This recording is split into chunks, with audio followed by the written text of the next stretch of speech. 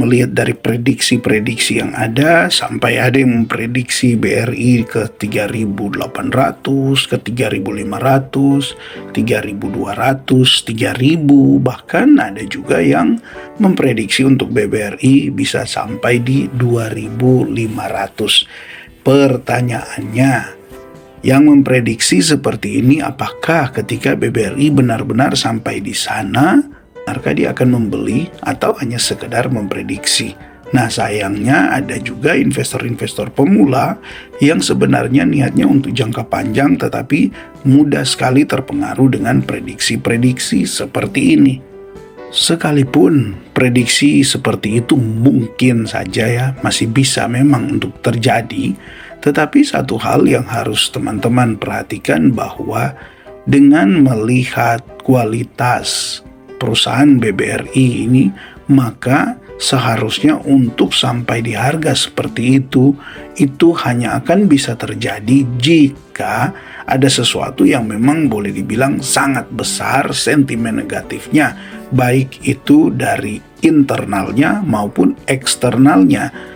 Contoh untuk eksternal, misalnya secara global ada crash yang sangat besar, kemudian dampak pada harga saham termasuk di BBRI ini.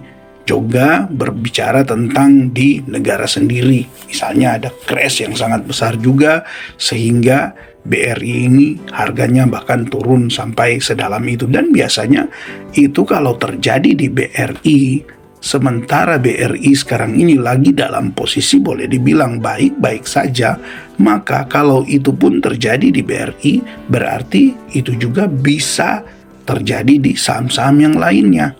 Yang kedua, kalaupun memang harga saham BBRI misalnya turun sampai di harga 2.000-an, seperti pada masa COVID kemarin bahkan sempat koreksi sampai di 2.100, itu apabila secara kinerja BBRI memang sudah tidak tumbuh lagi, secara kinerja BBRI bahkan mungkin sampai merugi. Nah, itu bisa menjadi penyebab untuk BBRI memang turun sampai sedalam itu.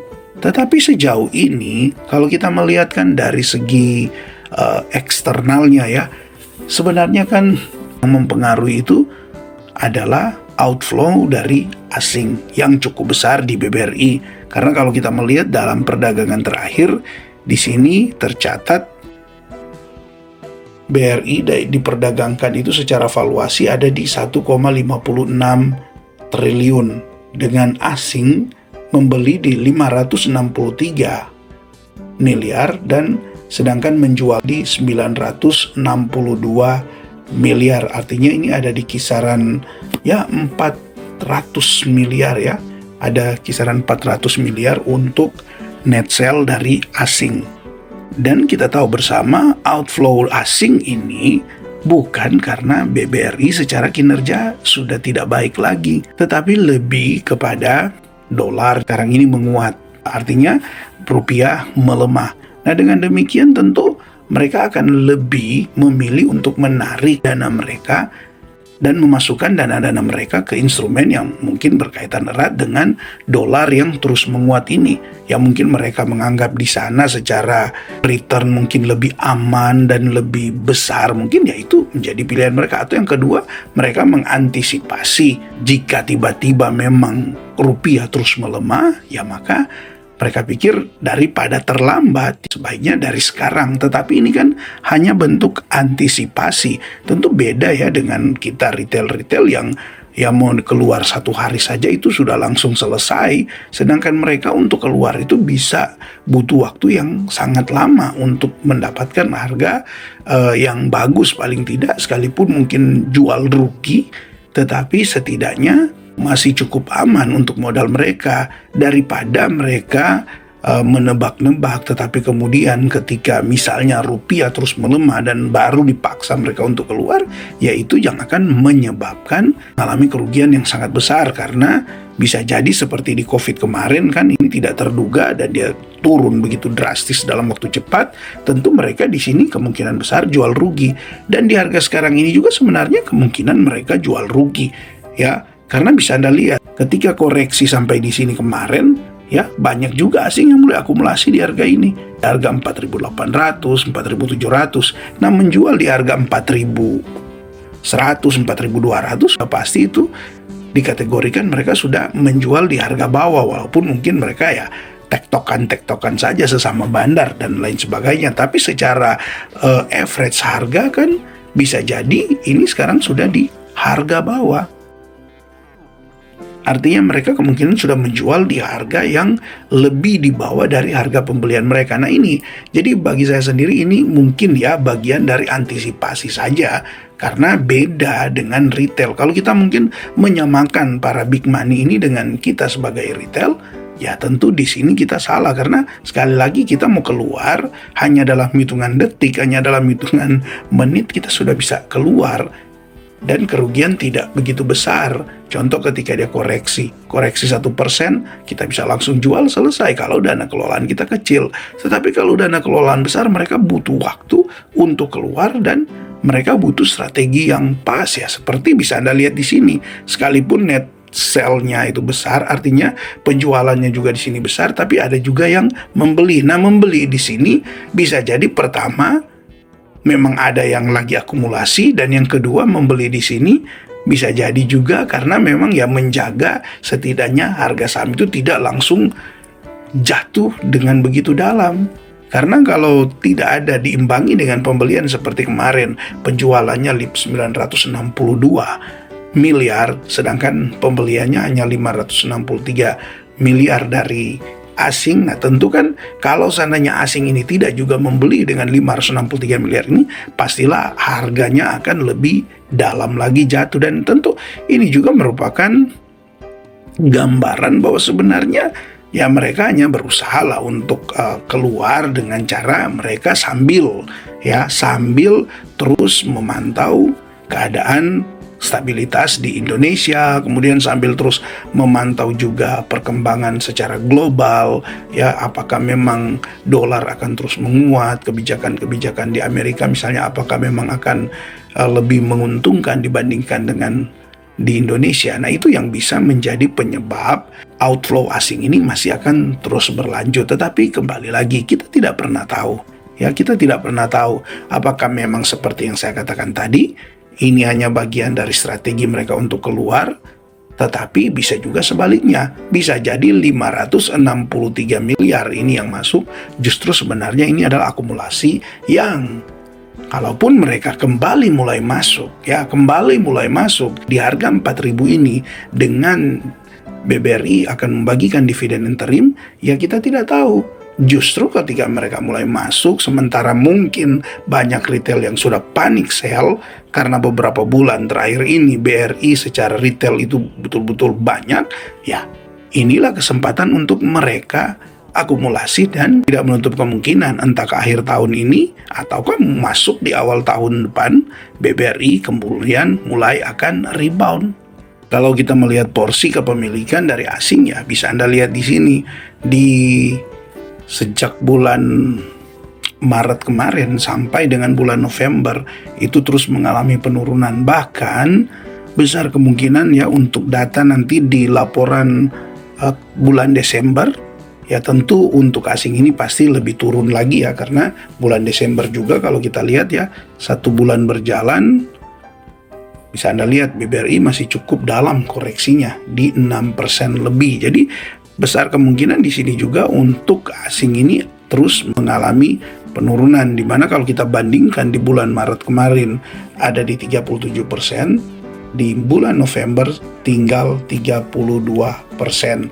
Tidak menutup kemungkinan di laporan nanti di bulan Desember, jika di akhir tahun ini belum ada akumulasi lebih lagi, bisa jadi kemungkinan untuk asing sendiri secara porsi kepemilikannya kemungkinan bisa tinggal 30%. Nah memang ini justru jadi makin menarik ya, sekalipun ya di satu sisi mungkin ya jadi menakutkan lah buat para investor. Kenapa bilang menarik? Karena sebenarnya kan untuk lokal sendiri dengan investornya terus bertambah di BBRI, karena kalau kita lihat dari data ini, baik untuk individualnya kemarin di bulan Maret hanya di 1,78%, sekarang di bulan November sudah 5,4%. Bahkan prediksi saya ini di bulan Desember ini mungkin sudah lebih dari 6% untuk individualnya. Ini sangat-sangat menarik ya sobat investor. Kita lihat juga untuk asuransi banyak yang masuk di BBRI. Untuk presentase asuransi kemarin hanya di 2%, sekarang sudah di 2,73%. Jika di bulan Desember ada lagi yang masuk, kemungkinan sudah di 3%. Jadi menariknya begini, di mana kita tahu BBRI rutin membagikan dividen, ya pasti yang akan dapat dana segar di awal tahun baru nanti itu untuk individual sudah cukup banyak akan dapat dana segar. Tapi memang sebagian orang kan berpikir, tapi kan kenyataannya koreksinya lebih dalam dari dividennya. Jadi mereka menganggap dividen itu tidak menarik. Yaitu kalau kita memandang hanya dari jangka waktu yang pendek. Tetapi kalau kita memandang dari jangka waktu yang panjang, sebenarnya ini jadi suatu hal yang sangat menarik. Karena contoh gini ya, kita ambil 5 tahun. Ya, untuk 5 tahun ini bisa Anda lihat BBRI malah minus 3,63%. Nah, itu yang akan mereka katakan, lah lihat saja 3 tahun saja minus. Tetapi kalau kita melihat dari sudut pandang yang berbeda, di mana kalau investor itu punya strategi yang pas, seperti contoh kemarin, ini kan patokannya di tahun 2019.